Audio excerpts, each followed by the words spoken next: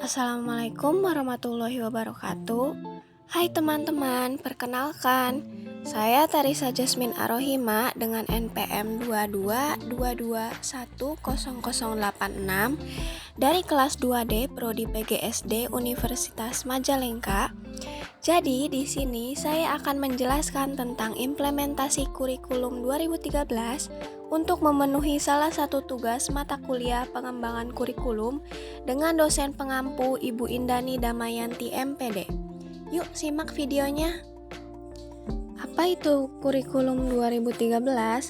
Jadi, kurikulum 2013 merupakan kurikulum nasional yang telah dikembangkan bertahun-tahun dan telah memenuhi dua dimensi kurikulum, yaitu rencana dan pengaturan mengenai tujuan, isi, dan bahan ajar pelajaran, serta cara yang digunakan untuk kegiatan pembelajaran.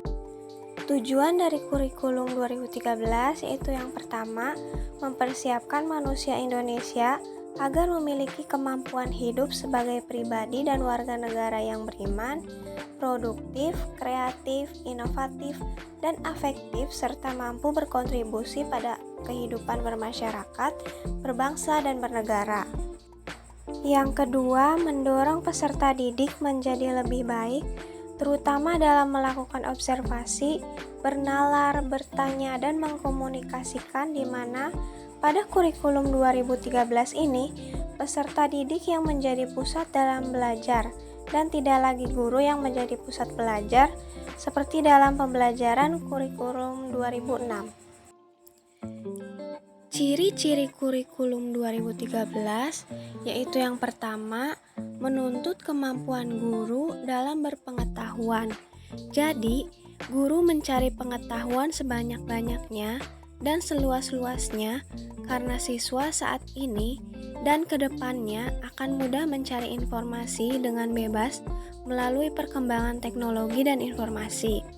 Yang kedua, siswa lebih didorong untuk memiliki tanggung jawab seperti tanggung jawab pada lingkungannya, kemampuan interpersonal, antarpersonal, maupun memiliki kemampuan berpikir kritis. Yang ketiga, kurikulum dikembangkan dengan tujuan terbentuk generasi produktif, kreatif, inovatif, dan afektif. Yang keempat, kesiapan guru memegang peran penting dalam pelaksanaan kurikulum 2013.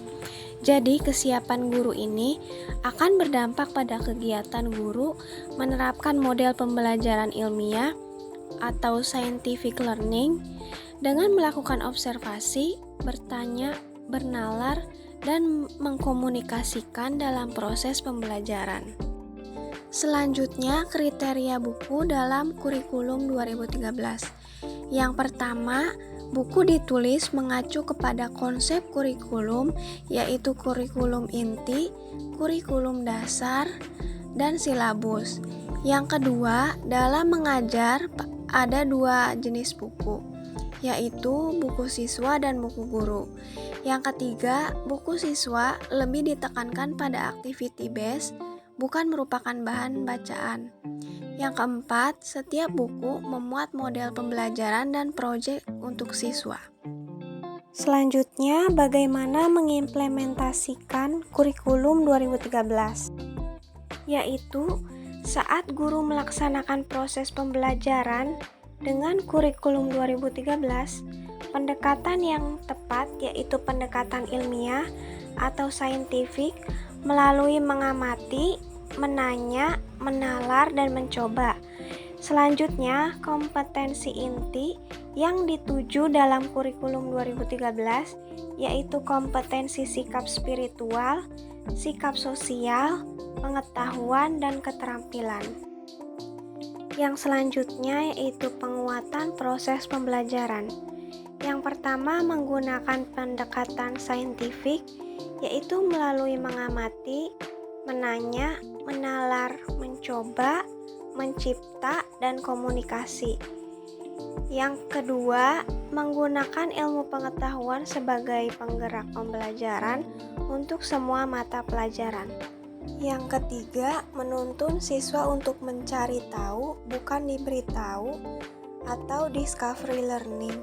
Yang terakhir, menekankan kemampuan berbahasa sebagai alat komunikasi, membawa pengetahuan dan berpikir logis, sistematis, dan kreatif.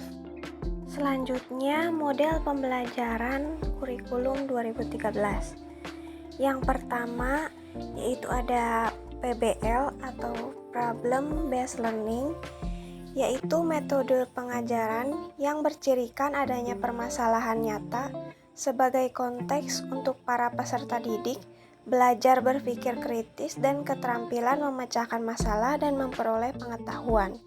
Yang kedua ada PJBL atau Project Based Learning, yaitu model pembelajaran yang melibatkan keaktifan peserta didik dalam memecahkan masalah, dilakukan secara berkelompok atau mandiri melalui tahapan ilmiah dengan batasan waktu tertentu yang dituangkan dalam sebuah produk untuk selanjutnya dipresentasikan kepada siswa lainnya. Yang ketiga ada metode Discovery Learning, adalah teori belajar yang didefinisikan sebagai proses pembelajaran yang terjadi bila pelajar tidak disajikan dengan pelajaran dalam bentuk finalnya, tetapi diharapkan mengorganisasikannya sendiri.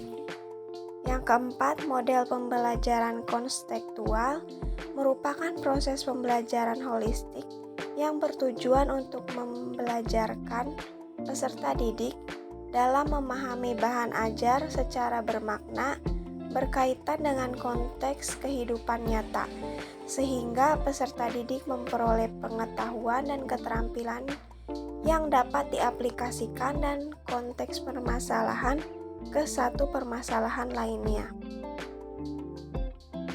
Yang terakhir, model pembelajaran kooperatif merupakan bentuk pembelajaran dengan cara siswa belajar dan bekerja dalam kelompok-kelompok kecil secara kolaboratif yang anggotanya terdiri atas 4-6 orang yang bersifat homogen.